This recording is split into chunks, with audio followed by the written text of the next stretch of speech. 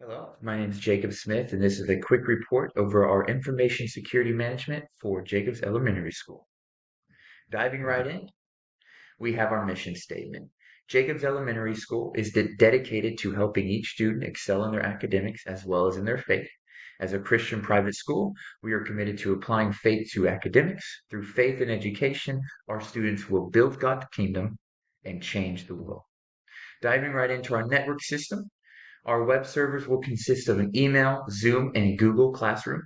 That way, teachers and students can communicate. Students or teachers and teachers can communicate as well virtually.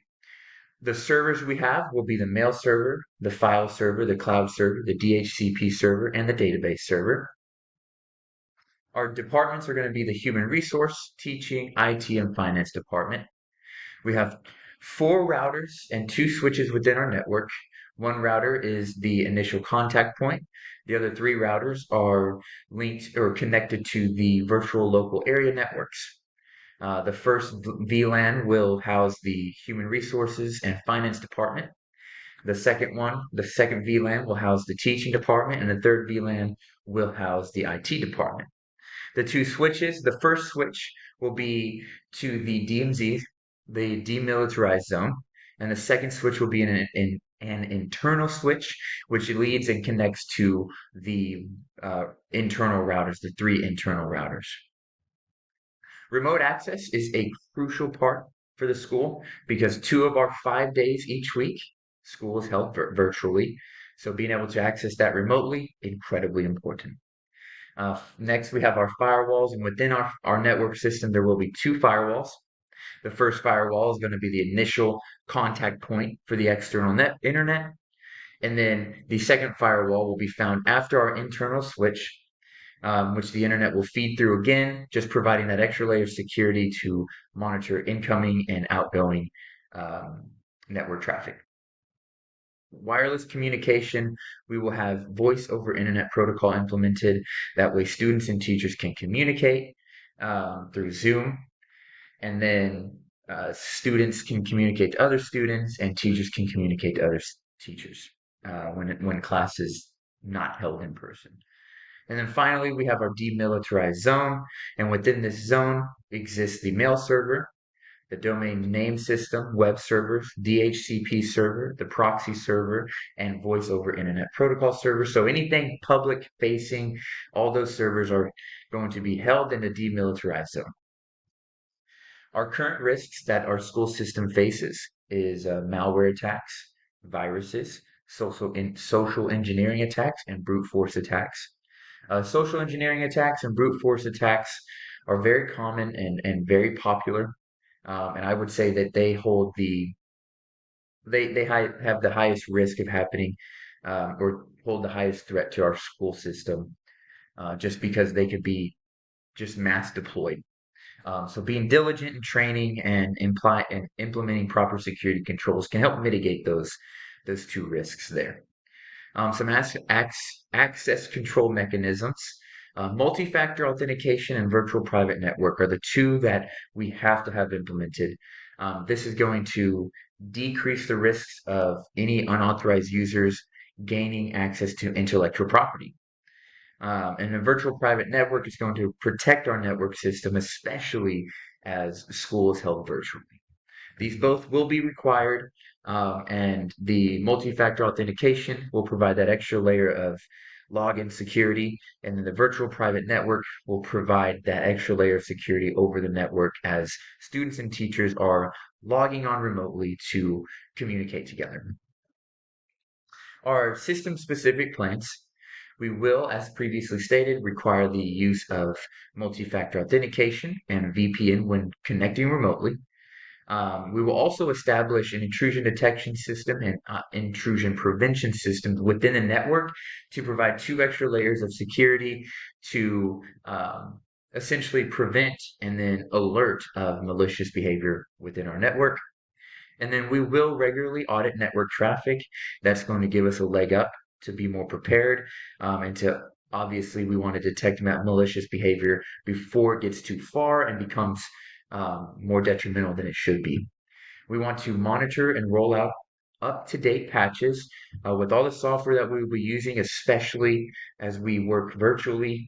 We want to make sure that that software is up to date, the patches are installed, and vulnerabilities are mitigated. That way, we do not have to have any cyber attacks or anyone hack into those software applications that our students use alongside our teachers.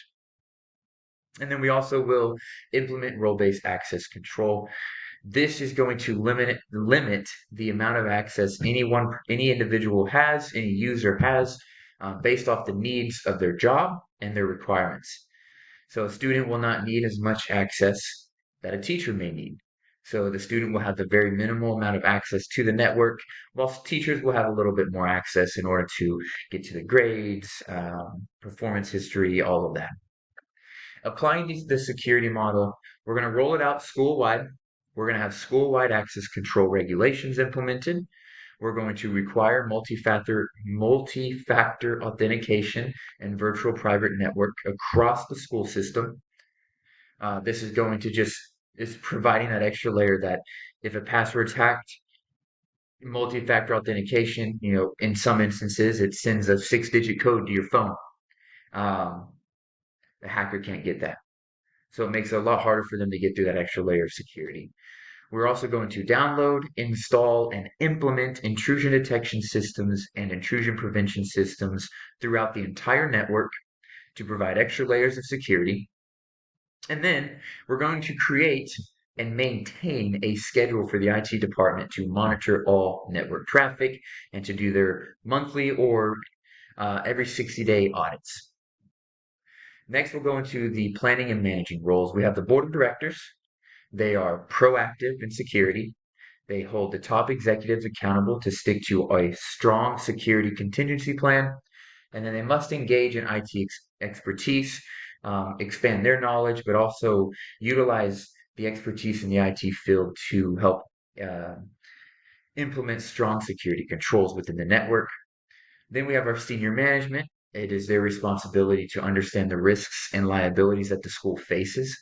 It's also their responsibility to not only focus on prevention, but also focus on crisis management. So, in the event that a hack or a cyber attack does fall upon our school system, they are prepared and they know how to handle that crisis, manage that crisis. Then we have our Chief Information Security Officer, who's responsible for developing and implementing all security policies across the school system. And they are also in charge of all security staff, all IT staff.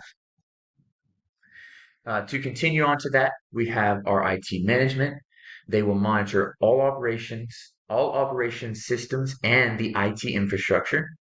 They will maintain security technology, monitor policy compliance, as well as work with other departments to reduce risk. This is going to be updating software applications, providing cybersecurity training, best practices. They need to be able to work with and communicate strongly with other departments in order to reduce the risk of cyber attacks and mitigate vulnerabilities that exist in other departments. They will also be responsible for implementing new technologies as they roll out. The IT management team department will be tasked with training on those technologies, setting them up, and deploying them within the school system. Then we have our functional management. They are responsible for ensuring staff is adhering to security protocols and verifying that their entire staff is operating the network ethically and using it responsibly. Information security personnel, they will implement user access controls and identities. They will be in charge of limiting the access control and verifying the identities of all users. They will monitor network traffic and application performance. So obviously doing the traffic audits, network traffic audits, and then also monitoring the software applications to verify that there are no patches that need to be installed and that the vulnerabilities or risks are low to essentially they're just low vulnerability risk in those applications. And then they will also be responsible for detecting irregular network activity through their audits and then deploying intrusion detection systems and intrusion prevention systems. And forgive me that it is cut off at the bottom there. I apologize for that. Then we have our end users. Our end users are they are incredibly important. The way that they utilize and communicate within the network. It is their responsibility to use proper security measures when accessing the school network system. It's also their responsibility to utilize multi-factor authentication and maintaining strong passwords. In our school system, multi-factor authentication will be required, and maintaining strong passwords will have to be updated every 90 days. That will limit the amount of access an unauthorized user can gain um, through weak passwords or through repetitive passwords. Being up to date on the most recent security protocols is also a responsibility of theirs. Now, the IT management and information security personnel will roll out those trainings and security protocols, but it's also the end user's responsibility to understand them, to ask questions about them, and to know what they're doing within the network system, uh, so that they do not put the network system in a vulnerable situation. So that was the end of my report. This is a list of all my references utilized to put together the information in this report. I appreciate your time. Thank you.